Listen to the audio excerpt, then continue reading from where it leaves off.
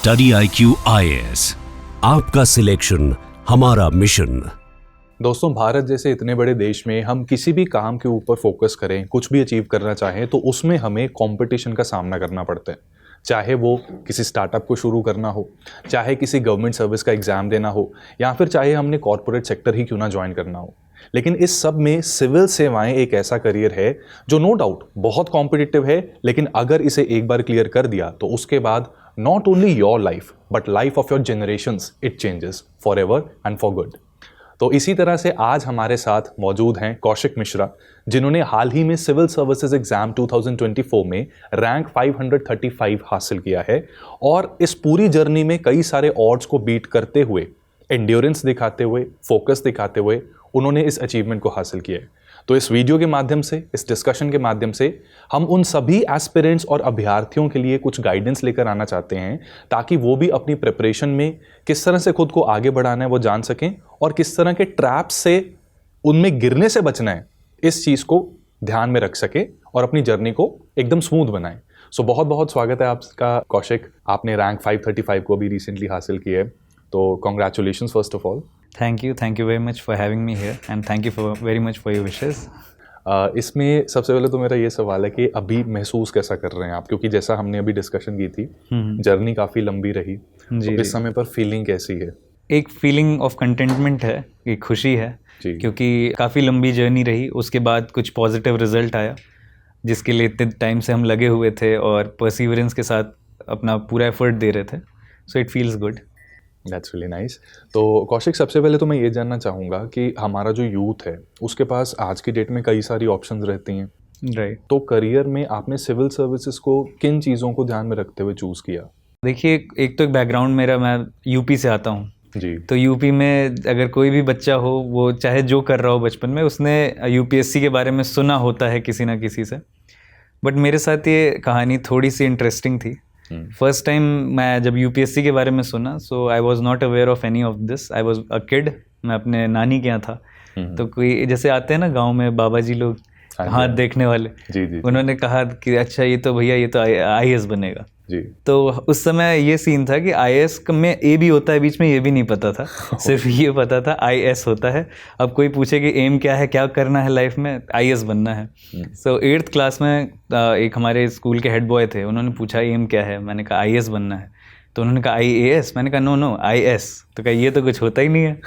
Then I got to know अच्छा IAS होता है। बट वही है, बचपन, बच्चे का मन, हम बचपन में सब कुछ बनना चाहते हैं, एस्ट्रोनॉट, IAS एंड एवरीथिंग। धीरे धीरे बट वो ख्याल दिमाग से फेड आउट होता गया, क्योंकि मैं HL में पला बड़ा हूँ तो वहाँ ज़्यादातर इंजीनियरिंग बैकग्राउंड के लोग हैं। तो आउट ऑफ 199 बच्चे इंजीनियरिंग करते थे जी। सो मैं भी उन्हीं की तरह एक इंजीनियरिंग बैकग्राउंड में चला गया। मतलब I started my engineering from NIT Rourkela. दो मैंने एक साल बाद I dropped out from there. But उसके बाद मेरा जो 12th में एक्सीडेंट हुआ और उसके बाद जो चीज़ें मैंने अपनी लाइफ में फेस की, B it my interaction with the administration, या जो मैंने चीज़ें देखी कि कहाँ पे लैक्यूनाज हैं जो कि from the perspective of persons with disability उसको सही किया जा सकता है। अगर रिप्रेजेंटेशन बेटर हो तो लोग उसके बारे में सोच सकते हैं और उनको थोड़ा सा, जिसे कहते हैं सुगम्य भारत जो अब हम कर रहे हैं, उसको बहुत पहले मुझे लगा कि वो चीज़ हो सकती थी जी। तो उसने कहीं ना कहीं एक आइडिया दिया। प्लस वो मेरा जो टाइम था 2013-14 का, उस समय इरा सिंघल मैम का भी केस हुआ था जी, exactly। तो जिसने कि मुझे ये भी बताया कि अच्छा okay, this is also a service through which हम डायरेक्टली खुद ही पार्टिसिपेट कर सकते हैं और रिप्रेजेंटेशन अपना हो सकता है in the government, and from there we can do much more work for persons with disability and this section. तो उसने मुझे एक UPSC को कहीं ना कहीं इनग्रेन कर दिया कि नहीं, ये एक फील्ड है जिधर मुझे जाना है। और वो बच्चे का सपना एक बड़े इंसान के सपने में बदल गया। तो काफ़ी उस टाइम पे आपको अवेयरनेस आ गई थी कि ये सर्विसेज क्या चेंज ला सकती हैं जी। तो that is what inspired you, right. तो इसमें कौशिक, आपने जैसे बताया कि 12th स्टैंडर्ड में एक ट्रेजेडी हुई थी, एक हादसा हुआ था जिसके बाद आपकी लाइफ काफ़ी ज़्यादा चेंज हो गई। तो मैंने ये सुना आपसे and it was very motivating, a little sad but काफ़ी मोटिवेटिंग था। तो मैं चाहूँगा कि ये आप हमारे स्टूडेंट्स के साथ भी ज़रूर शेयर कीजिए कि what exactly happened with you in 12th standard. So basically when I was in class 12, जब मैं 12th में था तो मैं बहुत फैसिनेटेड था यूनिफॉर्म को लेकर के। तो मेरा बहुत इंटरेस्ट था कि यूनिफॉर्म वाली कोई कुछ भी जॉब हो या कुछ हो। तो CDS के बारे में पता चला, NDA CDS के बारे में। तो NDA का एग्ज़ाम होता है, 12th में था उस समय, 2011 की बात है। तो मैंने कहा देंगे, NDA का एग्ज़ाम देंगे। और इसके लिए मैं अमेठी, जहाँ पे HL है, वहाँ से मैं आ रहा था Lucknow for that exam. But कई सारे एग्ज़ाम शेड्यूल्ड थे उस दिन, मतलब लखनऊ में, जिसकी वजह से ट्रेन में I didn't get a seat, मुझे बैठने की जगह नहीं मिली। तो मैं दरवाजे के पास खड़ा था, और जब ट्रेन ट्रैक चेंज करती है तो थोड़ा सा एक जर्क आता है, शेक आता है, जो कि आया, और मैं उसमें थोड़ा आई गॉट थ्रोन आउट, मैं बाहर चला गया ट्रेन से, बट मैं उसके हैंडल को पकड़ा रह गया। So I got dragged around and when I left, my hand also came under the track. So in that way I lost my left hand, and मतलब इस तरह से चोटें आई, जिसके बाद की एक नई लाइफ स्टार्ट हुई वहाँ से। तो ये था बेसिकली। और इसके बाद फिर बस ये था कि मेरी फैमिली जो थी, उन्होंने पूरी तरह से they acted as a backbone, और आज भी इनफैक्ट जहाँ मैं खड़ा हूँ इसमें उनका बहुत बड़ा रोल है। मेरे मम्मी पापा, भाई और मेरे फ्रेंड्स जो भी हैं, तो उनकी मदद से फिर मैंने फिर से अपनी लाइफ को वहाँ से रीस्टार्ट किया, और उसी ईयर मैंने अपना 12th कंप्लीट किया। फिर क्योंकि मैं मतलब इंजरीज ज़्यादा थी, so I needed some time for recovery, और जिसे हम कहते हैं disability adjusted life years, daily. तो वो मुझे एक साल लगा लगभग उसमें। Then I appeared for this engineering IIT mains, and I qualified that, and I started my means graduation और engineering from NIT Rourkela. So इस तरह से जर्नी रही आफ्टर दैट एक्सीडेंट। ठीक है। और उसमें आपने बताया था इलेक्ट्रिकल इंजीनियरिंग मिली थी जी, हाँ। और ड्रॉप लेने के पीछे एक जो मेजर रीज़न था वो ये था कि आई फाउंड कि इलेक्ट्रिकल इंजीनियरिंग में प्रैक्टिकल्स होते हैं जी, and that was not very much possible, और पॉसिबल तो था, but I could not have done it with that accuracy and with that effort जो कि मुझे करना चाहिए। तो आई थॉट कि it's better to be something else than a bad engineer. तो that is why I just shifted towards humanity, and फिर मैंने अपना graduation doctor Ram Manohar Lohia Awadh university से किया with political science, ancient history and English literature. और फिर 2017 में जब कंप्लीट हुआ तो UPSC की जर्नी स्टार्ट की 2017 में जी। सो दोस्तों देखो, लाइफ में काफ़ी सारे चैलेंजेस आते हैं, कभी कभी वो काले बादल भी मंडराने शुरू कर देते हैं, लेकिन हर इस तरह की काली घटा के साथ कुछ सिल्वर लाइनिंग भी होती है। तो कौशिक, ये जो आपने पूरी स्टोरी बताई, I am very sure and I hope कि हमारे एस्पिरेंट्स इससे ये चीज़ ज़रूर सीखें that where there is a will there is a way. तो चैलेंजेस आते हैं, जैसे आपने बताया था कि कई बार ऐसा भी होता है कि हम किसी न किसी चीज़ को फेस कर रहे हैं, लेकिन हमारी आसपास की दुनिया भी हमें अलग तरीके से देखना शुरू कर देती है। तो इन सभी चीज़ों को साइड पे रख के अपने एम के ऊपर फोकस करना। और सबसे बड़ी बात जो मुझे आपसे बात करके भी पता लगा वो ये है कि ये जो क्लैरिटी आपको आई कि इंजीनियरिंग में rather than becoming a bad engineer, it's better कि मैं वो करूं जिसमें मैं अच्छा हो सकता हूं। बिल्कुल। तो इस पूरे प्रोसेस में सक्सेसफुल होने के लिए ये क्लैरिटी आई थिंक बहुत ज़्यादा ज़रूरी है। बिल्कुल बिल्कुल। ग्रेट।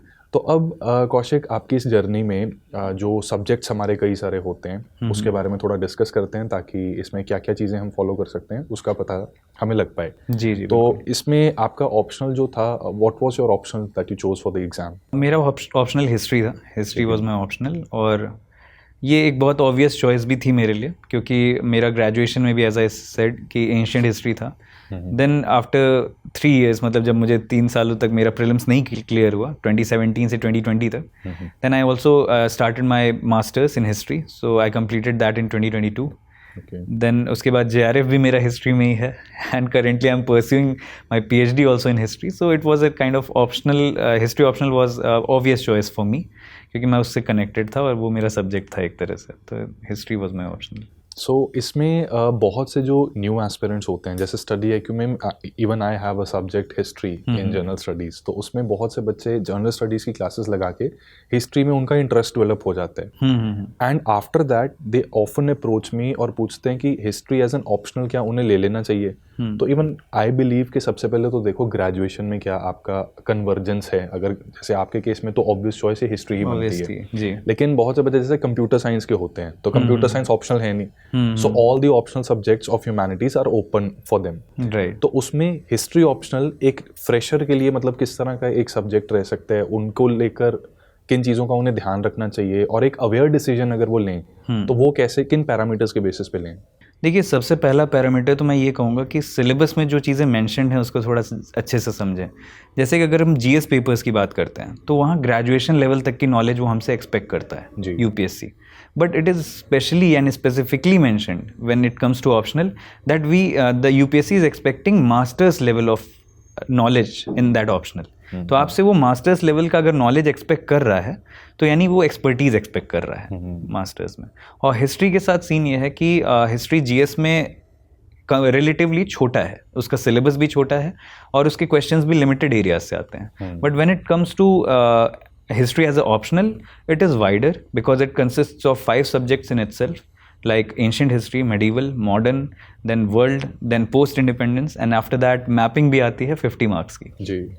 तो पहली चीज़ तो मैं ये रिकमेंड करूँगा जो भी चूज़ कर रहे हैं कि वो ऑप्शनल के सिलेबस से अच्छी तरह अवेयर हो जाएं और अपने इंटरेस्ट को देख लें कि क्या वो मतलब मास्टर्स लेवल्स में जिस तरह पढ़ना होता है, जैसे उसमें हम अपने जो हिस्टोरियंस हैं उनके पॉइंट ऑफ व्यूज़, उनके आर्ग्यूमेंट्स पढ़ते हैं और जो हम जो भी कोटेशंस डालते हैं, जो आर्कियोलॉजिकल एविडेंसेस कोट करने होते हैं, ये चीज़ें हमें थोड़ा सा क्रैम भी करनी होती हैं। तो अगर उनको इसमें इंटरेस्ट आ रहा है and if they are feeling good about it, so they can definitely go for it. लेकिन जस्ट बिकॉज थोड़ा सा पढ़े और सिलेबस नहीं देखा है लेकिन अच्छा लगा हिस्ट्री पढ़ने में इसलिए ले लें, तो I would say it is not the right way to गो।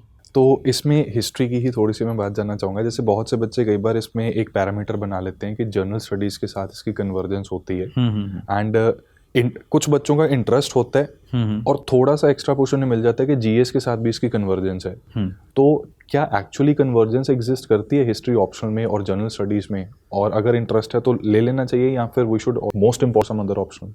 देखिए, कन्वर्जेंस तो डेफिनेटली है। जीएस पेपर 1 में आपका आर्ट एंड कल्चर का जो पार्ट है वो आपका हिस्ट्री में कवर होता है, वर्ल्ड का जो पार्ट है वो हिस्ट्री में कवर होता है, मॉडर्न का पार्ट कवर होता है, that is true. But at the same time हमें थोड़ा मतलब जो है ना, आप कितना उसमें इनपुट एंड आउटपुट रेशियो भी हमें देखने की ज़रूरत है। क्योंकि अगर आप हिस्ट्री से ऑप्शनल ये सोच के ले रहे हैं कि जीएस से कन्वर्जेंस हो जाएगा, तो हो जाएगा, बट कितना होगा? आप जीएस के लिए तो उतना, अगर आप उसका हिस्ट्री ऑप्शनल का 25% भी अगर आप जितना ऑप्शनल में देने वाले हैं उसका 25 या आई वुड से 30% या 40% भी दे देंगे, तब भी आपका जीएस पेपर 1 के हिसाब से कवर हो जाएगा। बट जो आपको एफर्ट ऑप्शनल में डालना होगा और वो भी आप सिर्फ इसलिए कर रहे हैं कि इस कन्वर्जेंस की वजह से इंटरेस्ट नहीं है, तो ऑप्शनल में आपको दिक्कत आ जाएगी। बिकॉज मेंस में तो आप ऑप्शनल में आपका अलग से पेपर होंगे हिस्ट्री के, पहली चीज़। दूसरी चीज़ की अगर हम बात करें जीएस में और उसमें भी प्रीलिम्स की, तो हिस्ट्री में अब जो जिस टाइप के क्वेश्चंस यूपीएससी पूछता है वो कई बार ऑप्शनल वालों को भी टैकल करने में थोड़ा सा मुश्किल आ जाती है। जिस तरह के ट्रिकी क्वेश्चंस आते हैं, be it related to sites और be it related to the authors और द इंस्क्रिप्शंस, तो कई बार उसमें भी मतलब हम उतना एज नहीं ले पाते। सो ये चीज़ हमें थोड़ा कंसिडर करके चलनी होगी। और अगर हम दूसरे ऑप्शनल की भी बात करें, हिस्ट्री, अगर देखिए, मैं I am not against history, because it's my optional, I am saying, but it's something that really depends on your interest and it's not about only history, any subject. आपको burden नहीं लगेगा अगर आपका interest है। True. कि revise करने में आसान हो जाएंगी चीज़ें, रिटेन करना आपके लिए आसान हो जाएगा। तो ये कौशिक ने बहुत ही एलोक्वेंटली पुट किया है कि सिर्फ जनरल स्टडीज़ में स्कोर करने के लिए आप अपना ऑप्शनल चूज़ नहीं करते, क्योंकि अगर आप ऐसा करोगे तो ठीक है, जनरल स्टडीज़ में आपको थोड़ा सा फ़ायदा मिल जाएगा, लेकिन एट व्हाट कॉस्ट? ऑप्शनल में बहुत ज़्यादा हो सकता है आपको एफर्ट लगाना पड़े। सो इसलिए ऑप्शनल के लिए मैं यही रिकमेंड करूंगा, and I think sir if you want to back me up here, कि मैं ये कहता हूँ कि पिछले 5 साल के सॉल्व्ड पेपर्स देखो। इंटरनेट की इन्फॉर्मेशन एज में हम रहते हैं, हमें सोल्यूशंस भी मिल जाते हैं। तो क्वेश्चंस देखकर और उसके सोल्यूशंस को देखकर, if things are making sense, we are finding it interesting, तो हमें उसमें एक हिंट मिल जाता है कि हाँ, ये एक इंटरेस्टिंग सब्जेक्ट है और हमें मूव करना चाहिए। लेकिन अगर वो थोड़ा ऊपर से निकल रहे हैं तो उस केस में हमें फिर थोड़ा सा डिस्टेंस बनाना चाहिए। बिल्कुल बिल्कुल। एंड सभी ऑप्शन में ये जो अप्रोच है आई थिंक फॉलो की जा सकती है, इंक्लूडिंग हिस्ट्री। सो हिस्ट्री को लेकर हाँ, वो लोग जो ये सोचते हैं कि हिस्ट्री से रिजल्ट नहीं आते, हिस्ट्री जो है वो बिल्कुल गुमनाम सा है, तो ऐसा बिल्कुल नहीं है। श्रुति शर्मा रैंक 1 हमारे कुछ साल पहले उन्होंने रैंक 1 हासिल किया था, इस साल भी टॉप 10 में हिस्ट्री ऑप्शनल के भी हैं। आपका हिस्ट्री ऑप्शनल है, तो इंटरेस्ट अगर है तो do take this option, a very good option. बिल्कुल बिल्कुल। तो इसमें सर अब जनरल स्टडीज़ की बात करते हैं। तो जनरल स्टडीज़ में ना एक करंट अफेयर्स को लेकर बहुत सारा हवा बना होता है कि literally see everything under the sun can be considered part of current affairs. अब करंट अफेयर्स के अंदर कहाँ से करें, कितना करें, स्टार्टिंग में बच्चा बहुत ज़्यादा कंफ्यूज होता है। तो इसमें आपकी क्या स्ट्रैटेजी थी और ये स्ट्रैटेजी इवॉल्व हुई क्या and what were the stages of that evolution, ये मैं जानना चाहूँगा। बिल्कुल इवॉल्व हुई विथ टाइम, करंट अफेयर्स की अप्रोच और स्ट्रैटेजी दोनों। जैसे स्टार्ट अगर जब भी हम करते हैं, और मैं भी अभी अगर किसी को रिकमेंड करूँगा तो ये करूँगा कि न्यूज़पेपर से स्टार्ट करना ज़रूरी है, क्योंकि सिर्फ इसलिए नहीं क्योंकि आपके उससे क्वेश्चंस आएंगे या कुछ, आपको आइडेंटिफाई करना आना चाहिए आपके सिलेबस से कौन सी चीज़ें कन्वर्ज कर रही हैं, किस तरह की न्यूज़ इंपॉर्टेंट है फॉर नेशनल इश्यूज़ और इंटरनेशनल इश्यूज़। तो ये सब चीज़ों को देखते हुए, साथ ही साथ एग्ज़ाम पॉइंट ऑफ व्यू से अगर देखें तो क्वेश्चंस आपके वहाँ से आते हैं। कई बार जैसे इंडियन एक्सप्रेस की अगर हम बात करें तो उसमें एक मशरूम का मेंशन हुआ था, and that question directly got asked in the UPSC prelims exam. So वो भी है। और आप उसके बाद जो नेक्स्ट स्टेज है वो आपको डेली एक अवेयर सिटीजन बनाता है। तो आपको पहली चीज़ जो हमको मुझे लगता है इसमें ज़रूरी है आपके इस एग्ज़ाम में, कि आप एक अवेयर सिटीजन हैं या नहीं। इनफैक्ट ये चीज़ यूपीएससी के इंटरव्यू तक चेक होती है, तो वो एक फर्स्ट थिंग है। सेकेंडली जो मेरी स्ट्रैटेजी थी कि मैंने जो मंथली करंट अफेयर्स कंपाइलेशन आते हैं विजन आईएएस के, उससे स्टार्ट किया। बट उसको मतलब मैंने लगभग शुरू के अपने 2-3 सालों तक उसको पढ़ा। आफ्टर दैट मुझे ये रियलाइज़ हुआ कि करंट मोर ओवर सेम रहता है, कुछ चीज़ें उसमें ऐड ऑन होती चली जाती हैं, कुछ डेवलपमेंट्स नए हो जाते हैं एकदम से। कुछ करंट ऐसा नहीं कि कल उससे रिलेटेड कुछ हो ही नहीं रहा था पूरे कंट्री या वर्ल्ड में और आज अचानक से ही हो गया, वैसे करंट अफेयर्स लिमिटेड होते हैं। तो हम लेटर ऑन ये भी कर सकते हैं कि पीटी 365 और मेंस 365 पे भी आ सकते हैं, स्विच कर सकते हैं। बट उसमें भी अगर हमें कोई टॉपिक ऐसा लग रहा है जो अच्छे से कवर नहीं हुआ है, ज़्यादा ही क्रिस्प है, उसमें थोड़ा डिटेल्स में जाना ज़रूरी है। तो ये थोड़ा सा एक मैं कहूँगा इवॉल्व हुई इस तरह से स्ट्रैटेजी। तो इसमें थोड़ा सा मैं ये जानना चाहूँगा कि जैसे काफ़ी बच्चे हैं जिन्होंने अभी भी प्रीलिम्स लिखा था 2025 का, तो उन्होंने मंथली कंपाइलेशंस नहीं फॉलो की, जबकि आई ऑलवेज रिकमेंड के न्यूज़पेपर भले ही ना पढ़ा जाए, मंथली कंपाइलेशन ज़रूर पढ़ लेना, बिल्कुल, कि डिटेल में काफ़ी कुछ एक जगह पे मिल जाता है। बिल्कुल। तो उन्होंने वो भी नहीं पढ़ा and they try to jump to 365 compilation. तो क्या ये अप्रोच ठीक रहती है या मंथली कंपाइलेशन ज़रूरी रहेगी ऐसे केस में? आपके एक्सपीरियंस में ये चीज़ कैसे वर्कआउट की? टारगेट बच्चे जो इस समय हैं, हम लोग के साथ भी, हम लोग भी कई बार इस चीज़ में फंसते थे। हमें लगता था कि सीधे सीधे उठा के क्वेश्चंस पूछ देगा यूपीएससी पीटी 365 से या मेंस 365 से।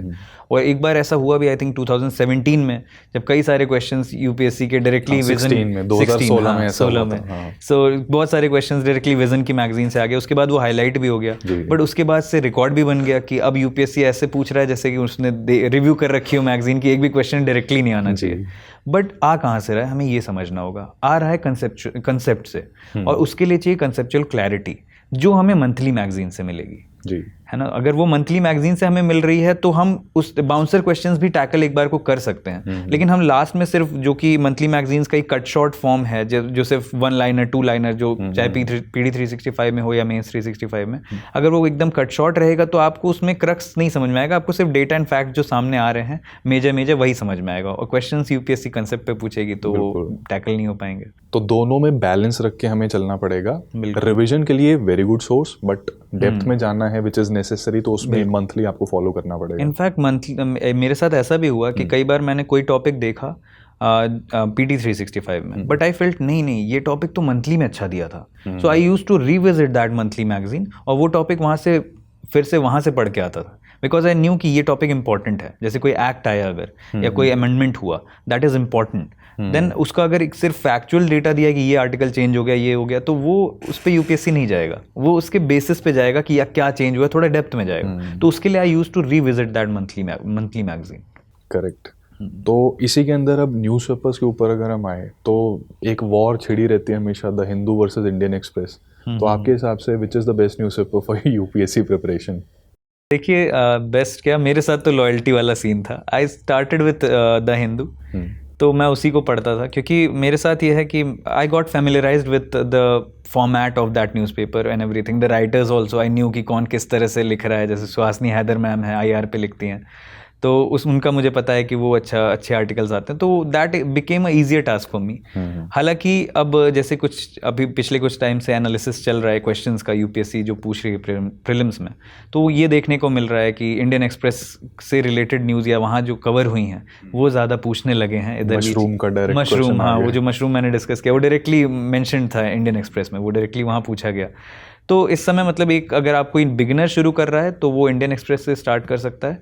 अदरवाइज अगर कोई द हिंदू से स्टिक रहना चाहता है तो इट्स गुड, आप अपना मंथ जो कंपाइलेशन है मंथली या फिर PT 365 वहाँ से थोड़ा सा उसको कवर अप कर लीजिएगा जो चीज़ें आपकी छूटे। अदरवाइज मोर और लेस जो मोटी मोटी न्यूज़ है वो तो आपकी हर न्यूज़पेपर में आ जाती है, बस कुछ चीज़ें हैं जो कि अपनी न्यूज़पेपर्स अपनी अलग अलग निकालते हैं, रखते हैं। Very nicely put.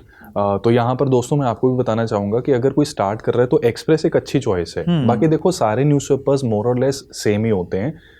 न्यूज़पेपर से ज़्यादा ना हमें आई थिंक ये पता होना चाहिए दैट उसमें से निकालना क्या होता है। एग्जैक्ट, न्यूज़पेपर रॉ कंटेंट देता है, उसे हमें प्रोसेस करना है अपने एग्जाम की रेलिवेंस के लिए। बिल्कुल। तो ये स्टूडेंट्स की इन्फॉर्मेशन के लिए हम बता दें कि स्टडी IQ IAS के यूट्यूब चैनल पर रोज़ सुबह 10:15 बजे एक्सप्रेस की एक एनालिसिस वीडियो भी आती हैं। तो आप उसको भी फॉलो कर सकते हो। और उसमें हमने एक कुछ इनिशिएटिव्स ऐसे स्टार्ट किए हैं कि करंट अफेयर्स वास्ट तो बहुत है, लेकिन पिन पॉइंटेड चीज़ों को निकालने के लिए वी आइडेंटिफाइड 5 और 6 basic things, concepts, terms. Myth के ऊपर आ जाते हैं सवाल कि हमें लगता था कि ऐसे होता है बट पढ़ा तो कुछ और ही निकला। जैसे एलिफेंट्स वगैरह से रिलेटेड एक बार 2019-20 में ये क्वेश्चन आया था। राइट। फिर एक्सेप्शन जो है कि पैगी विटसन बड़ी न्यूज़ में चल रही है, the women spending maximum time in space, तो एक्सेप्शन पर क्वेश्चन आ जाएंगे। एग्जैक्ट। क्रोनोलॉजी बन जाएगी उसकी हिस्ट्री के लिए, क्रोनोलॉजी इंपॉर्टेंट रहती है। एंड डिस्टिंक्टिवनेस पे भी सवाल पूछती है UPSC के VR और AR, virtual reality, augmented reality को कंफ्यूज कर दिया। आई थिंक 2022 में क्वेश्चन एग्जैक्टली वहां पर आया था ये।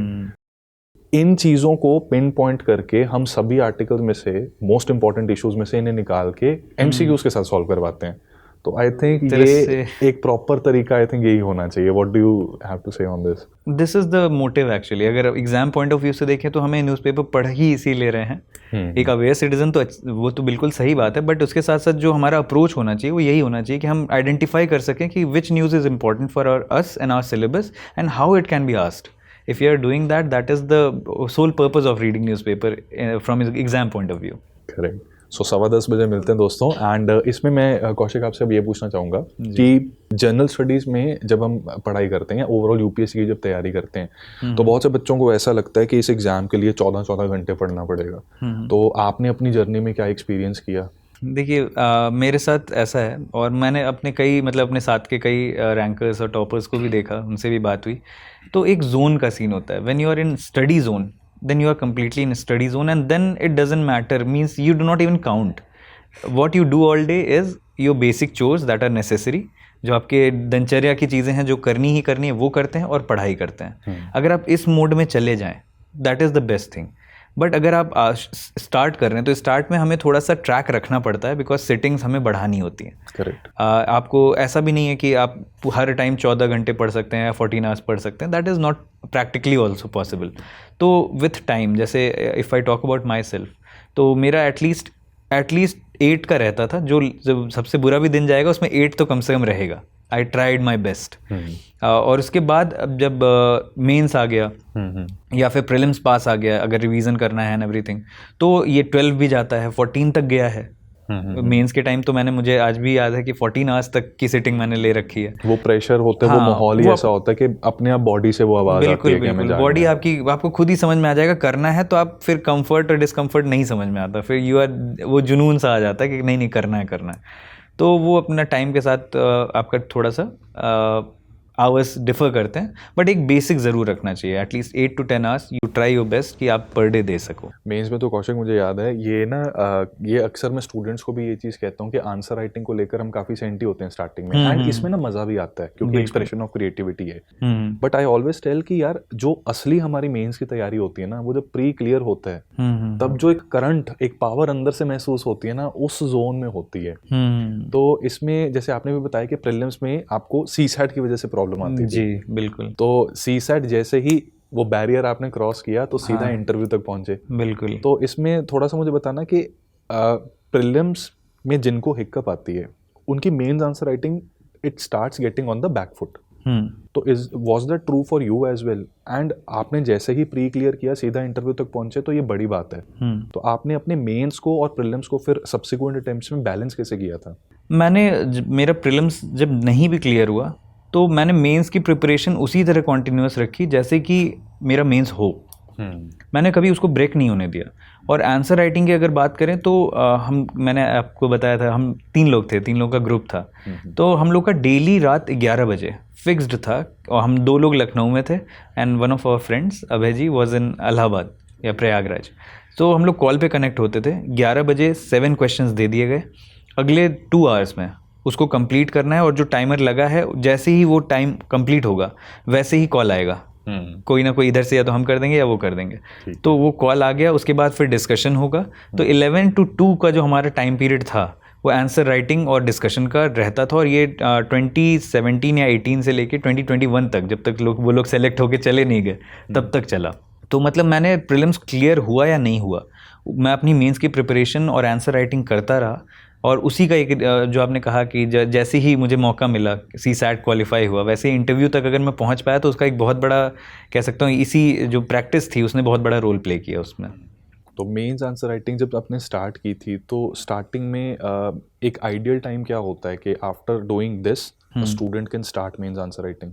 देखिए, एक थोड़ा सा ये भी आजकल एक मिसकंसेप्शन सा है कि अरे नहीं पहले दिन से लिखना है। बट आई डोंट फील कि पहले दिन से आप लिखने बैठेंगे तो it will be of any use, क्योंकि आप कुछ भी लिखेंगे फिर एक चीज़ ये भी है कि आपको, अगर आप लिखना सीख रहे हो तो आपको ये भी समझना चाहिए कि लिखना क्या है। अगर कुछ भी लिखने की आदत पड़ जाएगी तो वो बुरी आदत है, वो बाद में आपको भुलानी ही पड़ेगी।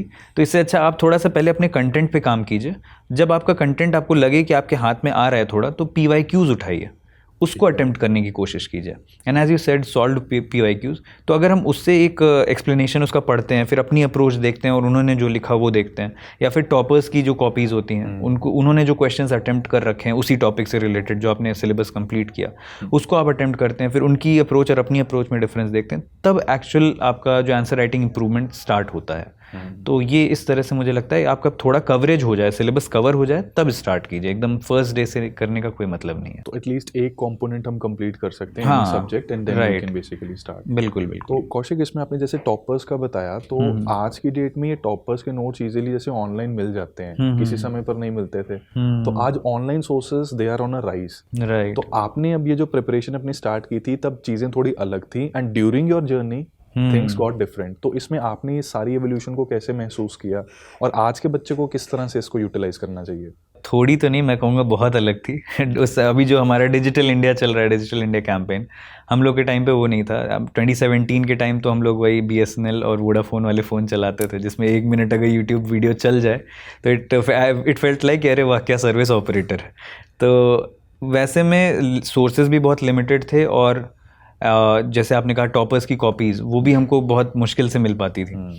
तो उसको हमने इवॉल्व होते देखा, जैसे जियो आया, उसके बाद फिर एडटेक जब स्टार्ट हुआ, डिजिटल एजुकेशन स्टार्ट हुआ, तो अब चीज़ें बहुत एक्सेसिबल हो गई। जैसे मैं अगर अपनी बात करूँ तो I was alone, we were 3 people. अब पहले कुछ चीज़ें जो हैं आपस में ही शेयर कर रहे हैं, कुछ कर रहे हैं। अब क्या है, टेलीग्राम के थ्रू या फिर आप यूट्यूब के थ्रू भी ऑनलाइन क्लासेस ज्वाइन कर सकते हैं, सब कर सकते हैं। और जब मेरे साथ के लोग सेलेक्ट होके चले गए तो मैं अकेला हो गया।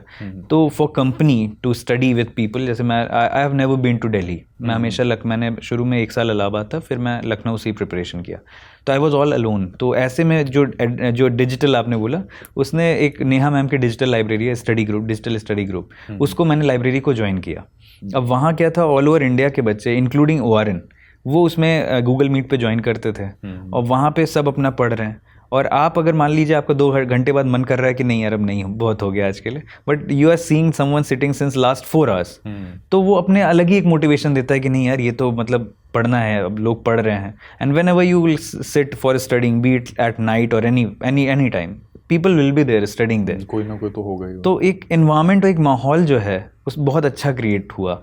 और अब वो एक इवोल्यूशन शुरू में नहीं था, अब वो आ गया है, B it in the accessibility of material और द इन्वायरमेंट। तो बेसिकली दिल्ली जाने की ज़रूरत है नहीं, अगर हम देखें कि जैसे बहुत एक परसेप्शन आ जाती है कि बिना दिल्ली जाए, जैसे मेरे भी पापा बीच में कभी कभी सोचते थे कि बिना दिल्ली जाए तो हो ही नहीं सकता, बट आई वाज लाइक मैंने भी अपनी प्रिपरेशन चंडीगढ़ से की और उसके बाद जहाँ पर मतलब अपने होम टाउन में आके I continued using online sources. Okay. And Delhi की मुझे पर्सनली ज़रूरत नहीं लगी, अब नहीं हुआ, उसमें मेरी अपनी भी कुछ कमियाँ थी, बट ये दिल्ली फैक्टर मुझे लगता है आज थोड़ा सा इतना ज़्यादा इम्पॉर्टेंट नहीं है जितना किसी टाइम पर हुआ करता था। जी। तो सेम चीज़ आपने भी महसूस की है? देखिए दिल्ली फैक्टर अगर बोलें तो इंटरव्यू से पहले तक तो कोई नीड नहीं है, क्योंकि बात यह है इंटरव्यू में भी मॉक्स के लिए I was in Delhi for 1 month, क्योंकि जो मॉक्स हैं यूपीएससी के वो कहीं और कंडक्ट नहीं होते हैं दूसरी सिटीज़ में. So for that you will have to come to Delhi for giving different mocks. तो उसके अलावा अगर बात करें तो जितने भी चाहे वो कोचिंग इंस्टीट्यूट्स हों या जितने भी आपके रिसोर्सेज हैं वो आपको सारे आज ऑनलाइन अवेलेबल हैं. सबके अगर कोर्सेज ऑफलाइन चल रहे हैं तो ऑनलाइन भी चल रहे हैं, जो नोट्स ऑफलाइन अवेलेबल है ऑनलाइन भी अवेलेबल है. सो आई वुड से कि कोई एज सच बहुत नीड हो कि दिल्ली से ही होगा तो ऐसा नहीं है. इनफैक्ट मैंने नहीं किया है दिल्ली आगे के कभी. जी. तो ये ऑनलाइन में जैसे आपने बात की तो स्टडी आईक्यू का चैनल यूपीएससी प्रिपरेशन के लिए it is the biggest channel on YouTube. तो you must have come across this particular channel and otherwise जो स्टडी आईक्यू ने मतलब आई वांट टू नो कि स्टडी आईक्यू ने आपकी इस पूरी जर्नी में कहाँ कहाँ पर आपकी हेल्प की या क्या क्या चीज़ों का फ़ायदा हुआ आपको? देखिए स्टडी आईक्यू में जैसे अंकित अग्रवाल सर हैं, वो बजट और इकोनॉमिक सर्वे वो पढ़ाते हैं. जब भी आता है उसका एक 40 मिनट्स का या 50 मिनट्स का वीडियो उनका आता है. तो मुझे जब भी रिवाइज करना होता था मेरे लिए मुझे मतलब जैसे there are people who like studying and through books and then there are people who like videos. तो मुझे वीडियो से रिवाइज करना और पढ़ना थोड़ा बेटर लगता है. तो मैं जब भी मुझे करना होता था शुरू में एक बार सुन लिया 1x पे, उसके बाद फिर 2x पे करके सुन लेता था. तो अंकित सर के बजट एंड इकोनॉमिक सर्वे हो गया. प्रशांत धवन सर एज काफ़ी फेमस है हमारे पूरे वर्ल्ड मतलब इंटरनेशनल रिलेशंस के लिए यूपीएससी कम्युनिटी में. तो उनके वीडियोस हम फॉलो करते थे रेगुलरली. उसके बाद जैसे अगर कुछ भी आपको कोई भी कंसेप्ट है जो समझना है और वो जैसे हम टाइप कर देते हैं सीधे, तो उस पर स्टडी आईक्यू के जो वीडियोस है, जैसे गौरव सर का मैं बता रहा था कि जब I was preparing for this interviews तो उस टाइम पे मैं वक्फ से रिलेटेड चीज़ें ढूंढ रहा था, तो ही हैड एक्सप्लेन्ड इट, तो वो मैंने देखा अच्छे से. तो इस तरह से जो भी आपको अगर कुछ चाहिए, जैसे कुछ ऑनलाइन कंटेंट अवेलेबल है, आपको कुछ भी चाहिए तो आप जाके यूट्यूब पे मैं उसको एक्सेस कर लेता था. Things were available there. तो इस तरह से स्टडी आईक्यू ने भी साथ दिया. तो इस बार यूट्यूब पे हिस्ट्री से रिलेटेड भी कुछ आपको लगा कि इम्पोर्टेंट या ऐसे कुछ फ्री इनिशिएटिव्स हैं that were helpful for the students जिन्होंने इस साल प्रीलिम्स लिखा? हाँ, मतलब मेरे साथ के कुछ फ्रेंड्स थे जिन्होंने इस बार दिया है. उन्होंने बताया जैसे आपका एक स्टडी आईक्यू का ये साहस, लक्ष्य और शक्ति, ये मतलब एंशिएंट मेडिवल और मॉडर्न इंडिया के लिए जो प्रोग्राम्स हैं फ्रीली यूट्यूब पे अवेलेबल हैं. तो ये उनके लिए मतलब दे फेल्ट इट कि वो उनके लिए हेल्पफुल रहा. तो ये चीज़ मुझे मतलब उनसे रिव्यू मिला था, so I am just sharing. So we are really glad कि जियो रेवोल्यूशन हुआ, उसकी वजह से यूट्यूब काफ़ी एक्सपैंड हुआ and we are here and we were able to serve so many aspirants that are preparing at their homes. बिल्कुल. So ये हम उम्मीद रखते हैं कि इसी मिशन को और इस ऑब्जेक्टिव को हम आगे भी डेफिनेटली कंटिन्यू करें. कौशिक, अब मैं जानना चाहूँगा कि जैसे पेरेंट्स का एक बहुत बड़ा इंपॉर्टेंट रोल रहता है, क्योंकि उनके सपोर्ट के बिना बच्चों के लिए पॉसिबल ही नहीं है कि इतने बड़े एग्जाम के बारे में सोचें और उसमें सस्टेन करना, एंड्योर करना. तो पेरेंट्स हमारी एक ढाल बन के रहते हैं. बिल्कुल. तो इसमें आपके पेरेंट्स का क्या रोल रहा और कहाँ कहाँ पर आपको लगा कि मतलब उनके सपोर्ट की वजह से ही आप आगे इस जर्नी में बढ़ पाए? देखिए पेरेंट्स का तो मतलब मेरा ऐसा सीन है कि I was growing as a rebel kid. जैसे सब एड्रेनल रश के साथ. लगता नहीं है वैसे. हाँ, मतलब वो सारी चीज़ें करके तब समझ में आती है कई बार चीज़ें ना. असलियत या क्या जो सत्य है वो बाद में थोड़ा पता चलता है. So basically I was a rebel kid and I was growing like that only. But after that accident what that I mentioned, उसके बाद जब मैंने देखा कि कोई और नहीं रहता है, पेरेंट्स ही रहते हैं और जिनको आप अपना समझ रहे होते हैं, सब धीरे धीरे दे जस्ट गो. वो कहते हैं ना कि अंधेरा होते ही अपनी परछाई भी साथ छोड़ देती है. बट उस अंधेरे में भी मेरे पेरेंट्स साथ खड़े रहे, beat from the hospital, and I have seen myself growing as a kid again from, because बच्चों को तो याद नहीं रहता how they were nurtured and everything. I have seen everything, doing everything from bed to taking my first walk and everything. तो मैंने देखा ये सब. तो उसने मुझे समझाया कि अच्छा पेरेंट्स की वैल्यू क्या होती है अपनी लाइफ में, है ना. और इसकी वजह से और उसके बाद हमेशा उनका बैकअप मुझे रहा. कभी मुझ पे डाउट नहीं किया, ना मेरे मम्मी ने ना पापा ने. पापा हमेशा कहे कि तुम करो, हम हैं तुम्हारे साथ. उन्होंने तो ये भी एक बहुत फेमस चीज़ उन्होंने मुझे ऐसा लगता है कही थी मेरे लिए कि your right hand is the only limb that didn't get injured. तो इससे अपना तुम्हें तकदीर लिखनी है. वंडरफुल। हाँ, तो ये चीज़ उन्होंने जब बोला तो उसने मुझे पुश दिया और एक तरह से बैकबोन की तरह मेरे लिए हमेशा खड़े रहे, क्योंकि जर्नी भी इतनी लंबी हो गई, लेकिन एक बार भी उन्होंने ये नहीं कहा कि अब कुछ और सोच लो या कुछ कर लो। फेल होता था, कहते थे कोई बात नहीं, अगली बार होगा। तो ये जो सपोर्ट है ना, unconditional love and unconditional support, ये पेरेंट्स से ही आता है और पेरेंट्स से ही आ सकता है, मुझे ऐसा लगता है। Very nicely put. एंड ये वीडियो जो पेरेंट्स देख रहे हैं उनसे भी हमारी यही रिक्वेस्ट रहेगी, ये प्रेयर्स रहेंगी कि बच्चे जो हैं वो आपके बिना कुछ भी नहीं है। तो इतने बड़े एग्ज़ाम या लाइफ में कुछ भी करना है आपके बच्चों ने, तो उसमें आपका सपोर्ट उनको मिलना बहुत ज़्यादा ज़रूरी है।